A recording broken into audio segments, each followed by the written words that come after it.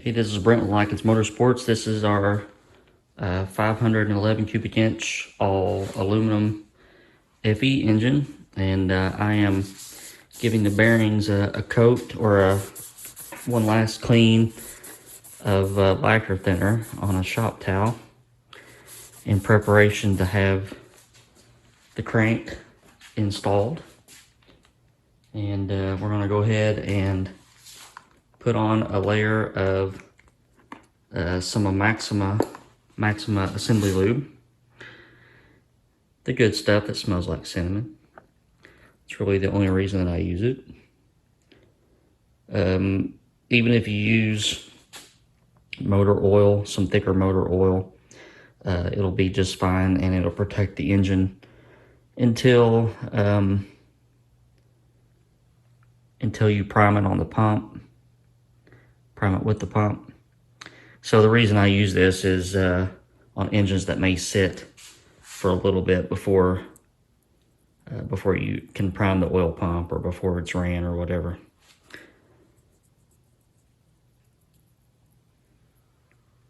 It's halfway joking about the cinnamon. So we're going to smooth all this out and get a coating on the bearings and on the rear main seal.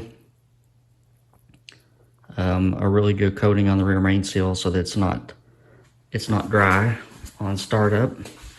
You notice you got the lip facing to the front, and we'll just coat that guy really good before we drop the crank in, which will be the next thing that I do.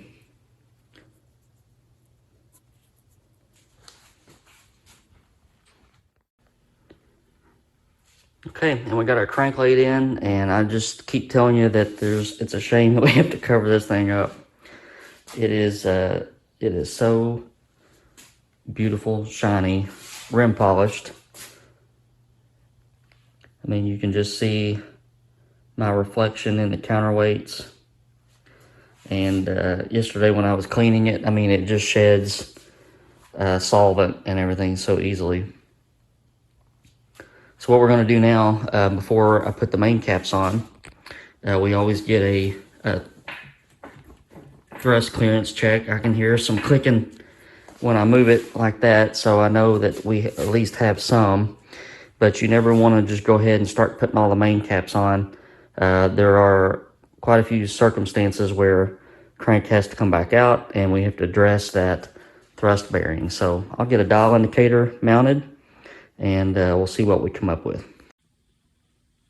Okay, so since it's not a cast iron block, sometimes we have to get creative with checking clearances, because magnetic base won't stick to it, obviously. So nice to have some fixtures that you can adapt to. So I've got my dial indicator zeroed off of my counterweight, and we're going to grab a screwdriver and check what kind of thrust clearance we have with just the upper bearing installed.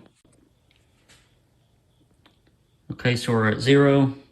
You can very gingerly apply force between the counterweight and the block. So we're at 0, and I am at about 7 thousandths, which is perfect. And remember, when you're checking thrust clearances, in play, that sort of thing, the point is not to just pry so hard that you create in play due to deflection, but you just want the dial indicator, when you release your force from the screwdriver, you want your dial indicator to stay exactly where it was. So 7 thousandths is good to go, and now we got the green light to put our main caps on, since all of our bearing clearances are checked, and we've got a good baseline for end play. And what I'll do is, when this cap goes on, I will check in play again to make sure it matches, and then we can continue. All right, so we got all of our caps on, and since our main caps are not doweled, you need to go ahead and make an effort to set the thrust bearing. So we do that by smacking the crank backward and then forward, And then what I like to do is to take a screwdriver and wedge it so that it pushes the crank forward. And then we can torque our caps down and check the end play. We've got all of our caps torqued at 85 pound-feet, and we have our 7 thousandths of thrust clearance, so we don't have to touch our bearing. One thing I did notice when looking at the caps on this block was that the tang groove for the bearing is a whole lot wider than the tang on the bearing. And although tangs and tang grooves aren't needed at all, what it does help to do is center that bearing in the cap so that it lines up with the cap on the bearing on the upper side. I thought I had it pretty well centered, but I always check when the caps are going on. What I'm going to do though, it's not as centered as what I like, and what you have to do is you have to rotate the crank so you can get a light down in there and you can check, and you can see if the upper half or the lower half is sticking forward or backward a little bit.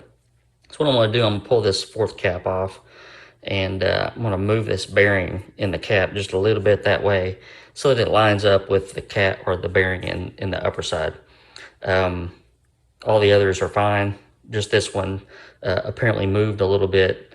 The caps fit really tight in the registers. So when you're taking a dead blow and you're kind of knocking the cap down a little bit, the bearing can have a tendency to move. All right, crank is in. Got our side bolts on. Everything's torqued. Got our silicone in for our side seals. I did scoot that bearing over a tad, so we are in good shape. We're on to the next step, which is getting our timing set on. We're using a Cloy's billet timing set, and I'll get that on there. Need to get my crank key installed.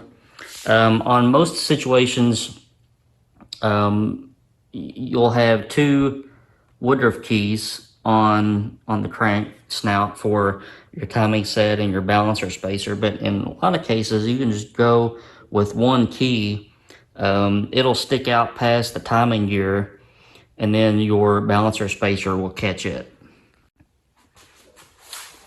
Here is our Cloy's timing set.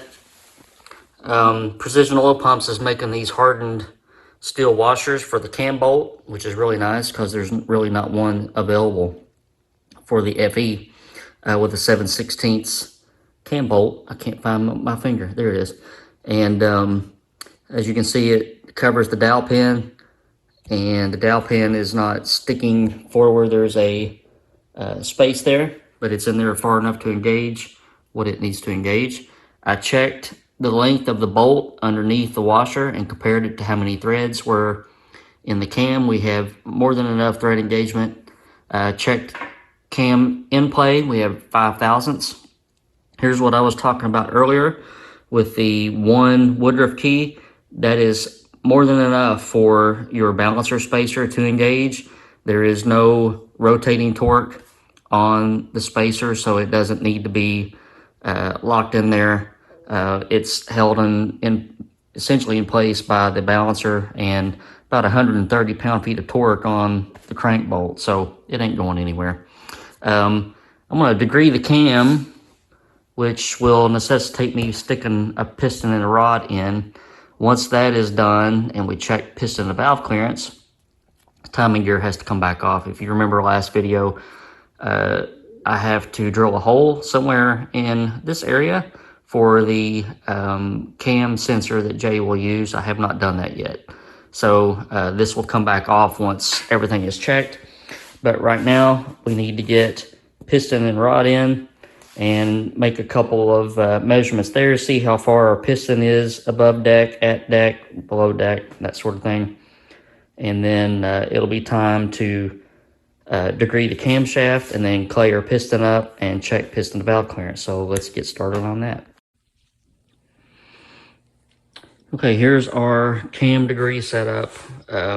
Aluminum blocks pose a little bit of a different challenge because all my tools are basically for cast iron blocks. So my beautiful pointer for my degree wheel doesn't work with aluminum because it's based off of a magnetic base and dial indicator, and I've got to be really careful about my degree setup. But we got our BAM 904 solid roller lifters in there, and we'll get this cam degreed here in just shortly.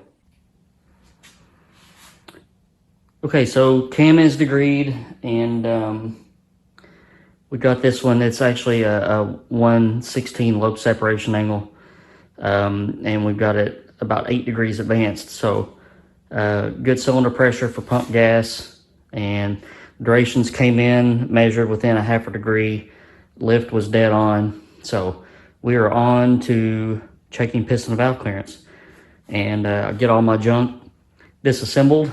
And the pistons sit a little proud when the engine is cold, and it'll change when it's hot.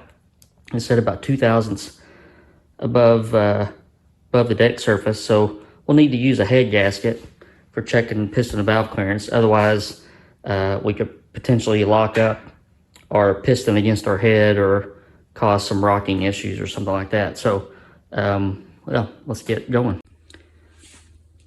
All right, I know you haven't seen these in a while because it's been a while since I assembled them, but here is the FE Power cylinder heads we're going to be using for this build. Titanium valves.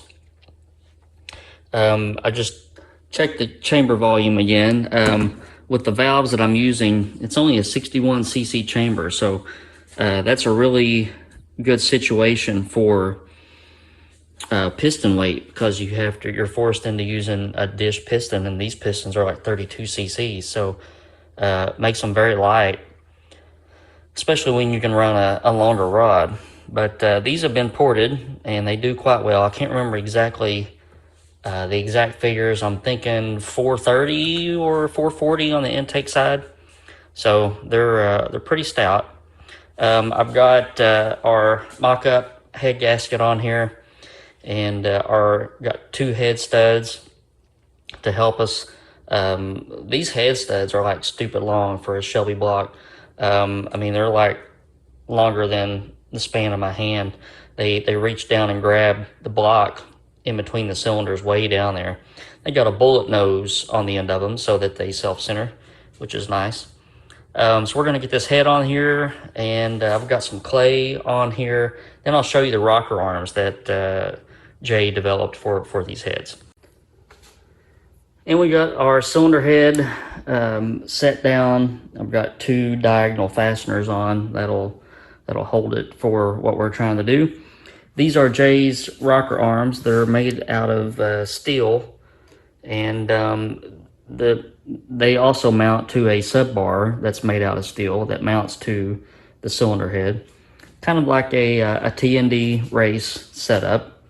So these are paired rockers, and this step is going to be multi-purpose. We're going to check piston to valve clearance. We're going to get a good push rod length measurement, and we're going to check our valve train geometry. So I'll get a preliminary check of the pattern, and then we'll check and see how much lift we're getting at the valve. I'm gonna have to see what I've got going for push rods to see if I've got something that will work, that we can use with the 600-pound open load of these springs. If not, I'm gonna have to, I hate to order a set and wait on those, so I may swap to a checking spring and see what happens. But I want to check and see what we got going on here. All right, we're making some progress, but not a ton. This is the second time I've done this. Took the checking springs off because I just wasn't getting a pattern on the valve tip, and it's hard for me to see what the pattern is doing. I can check the mid lift here in a second, but I went ahead and put the inner spring on to give it some pushback against the rocker arm. I did 1 piston to valve clearance check. There was plenty of piston to valve clearance, but I didn't have my clay extended out over the edges. I just want to make sure I got enough good radial clearance, and I'll show you that here in a second. So I'm gonna set this up and see what we get at mid lift, and check it that way. Okay, so we got a couple things going on here. Did get a piston and valve clearance check, and I'll measure that here in a second. The geometry is probably not where I want it to be, and I called Jay up, and he said that he makes some shims to put under that sub bar, and he's going to send me some. So we'll try to get the valve train lined out when those come in before we order push rods. So as of right now, I'm going to check my piston and valve clearance, and then we're going to go ahead and get our other 7 pistons and rods installed. So we'll make some progress. Not as much as I wanted, but we'll make some progress. Here's one thing I did want to show you. I was finally able to get a pattern, a big old fat one, so that's not going to work. Using the mid-lift geometry method, it looks like the rockers need to be moved up probably 60 or 70 thousandths, so we'll save that for later. I'll probably end up putting one head on and then just leaving this one off so that I can change springs easily and get our valve train dialed in. And our short block is done, so we've got all 8 in. Now turn this thing upside down and start torquing the rod bolts.